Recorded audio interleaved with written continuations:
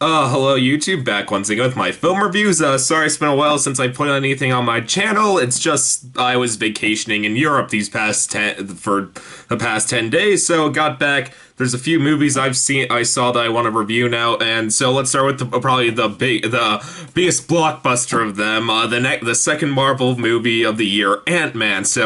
Yeah, let's talk about it. The plot of this movie, it's as typical of an origin story as it comes. A down on his luck misfit played by Paul Rudd who has a heart of gold, ends up being chosen to be a superhero, and he has to save the world from a destructive force. That's the plot. That's not the point. Who cares?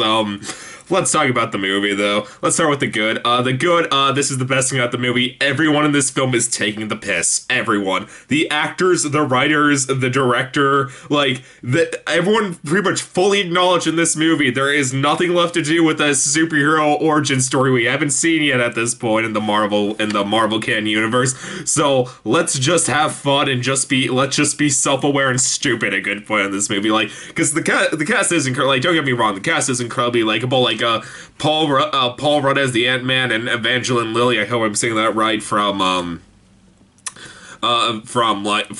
most recent credit being the second and third Hobbit movie as the Elf Lady. Those two, they always looked like they were completely in on the joke. They always looked like they were gonna burst out laughing even during the serious scenes. They were kind they did look like they just wanted to start bursting out laughing, oh my god, am I seriously doing this? And my favorite thing, is even the romance between these two, because come on, it's happening because it's a Marvel movie. It's not like it's gonna be anything deep or profound. They kind of acknowledge it's stupid out of nowhere, and they're just like at the end of the movie, they just suddenly just start making out, and they're just do we honestly just do? They're like, yep, yeah, we did, and just. Like I said, they're just come up as completely in on the joke, and they're both incredibly likable. Michael Douglas, especially, as the scientist who made the Ant-Man suit, he is. My god, if you don't think this movie is screwing with you, that first scene with Michael Douglas, the opening scene of the movie, if you honestly did not think, I don't know what it would take to convince you, because literally, Michael Douglas, he's just, being so over the top and insane, in the first scene, they're just Michael Douglas, give us your, shrinking suit. You're just no, I cannot, I have to bury this, what if the evil people of the world get this? And then he's it looks like he's just about to turn to the director and be am I seriously saying this? You do realize I'm an Academy Award winning actor. And he always looks like he's having fun. This line just yes, I can speak to the ants. Yeah, it's just insane, and that's what makes the movie so much fun. It's just how insane it is. Corey Stoll from House of Cards as the villain in this movie. Oh, he's the villain. Let me tell you, they're not trying to hide in this movie. He is being as over the top evil as possible. Anytime he's on screen, this evil music, this music, just ooh, just starts to play anytime he's on screen. They're not trying to hide in the slightest he's evil. I think he maniacally laughs in this movie. I'm pretty sure that happened. There are just moments, there's scenes when he goes, to Michael Douglas, he just appears in Michael Douglas' house when he turns the corner. It's not like he's there to kill Michael Douglas. He's just there. He's just hello there, Michael Douglas. And then Michael Douglas hi, what are you doing? It's just I just wanted to invite you to my showing, and then just leaves. I'm well, that certainly happened, didn't it? I just could just knocked on the door or something like that. Michael Douglas suggested if you weren't planning to kill him, it's just stupid stuff like that. Oh my god, just for another example for how you can tell the writers were clearly screwing with you, just to make him come off as evil as humanly possible. What he does, he kills baby lambs in this movie. That's the name for a baby sheep, right? A lamb. He just kills them, just flat out obliterates them into nothing. Because it's supposed to be trying to get the shrinking formula to work right, and and he tests it on lambs, and when it doesn't work, it pretty much makes them just like explode into a pile like of blood, and like it's and like yeah, no, and like they're like, even like Evangeline Lilly is just like, don't, can't we just use mice? Just like, no, what's the difference?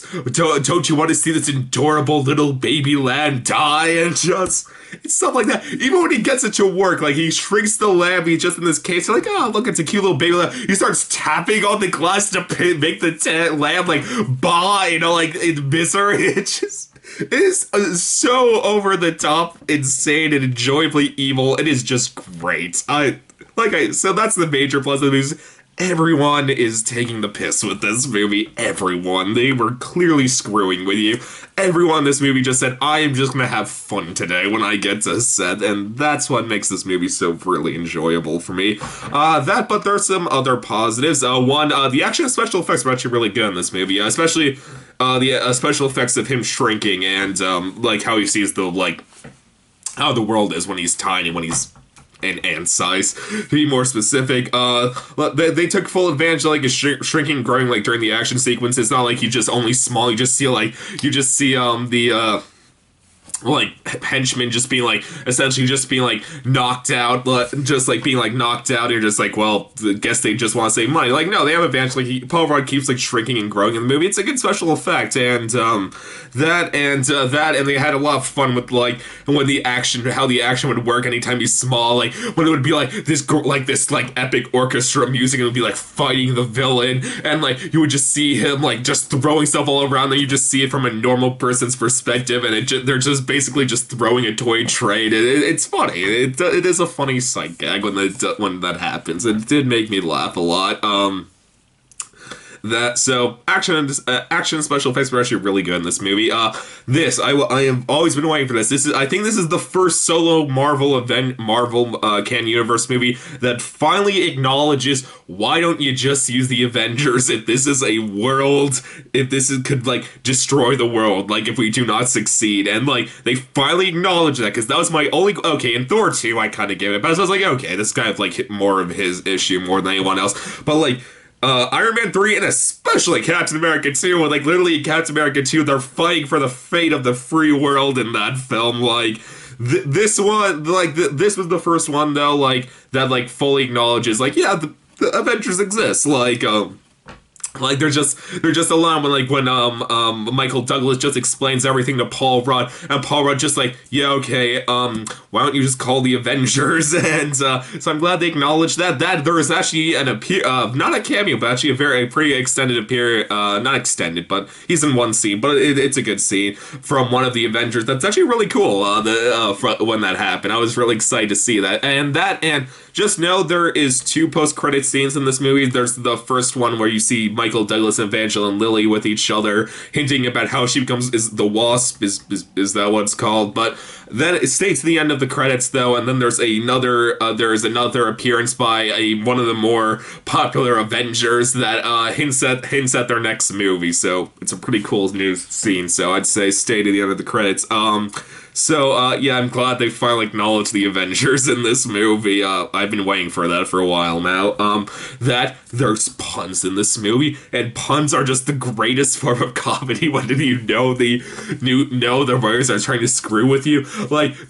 Basically, Paul Rudd's like, but most beloved aunt, he names Antony, and he keeps saying it like trying, like in a very Paul Rudd, like clearly like screwing with guys. He's like, Antony, no, like it's like I said, it's enjoyably stupid. And I always like to mention this with superhero films, considering the fact they try to be more progressive nowadays with not sexist anymore. I don't think Evangeline Lilly was saved once in this entire movie. I don't think anyone had to save her once. So good for this movie for not doing that, because like basically Gwyneth Paltrow and especially now Natalie Portman were basically just being saved by the male superhero through a good part of the movie. So I'm always glad when they don't go that route in current superhero films. And and I gotta say this is really cool. Near the end of the movie, they hint at Spider-Man. Spider-Man is coming. Well, everyone kind of knows that at this point, but still, it's cool that they finally brought it up. Spider-Man is coming to the Avengers Marvel Canon Universe. I'm so excited to see that. Like,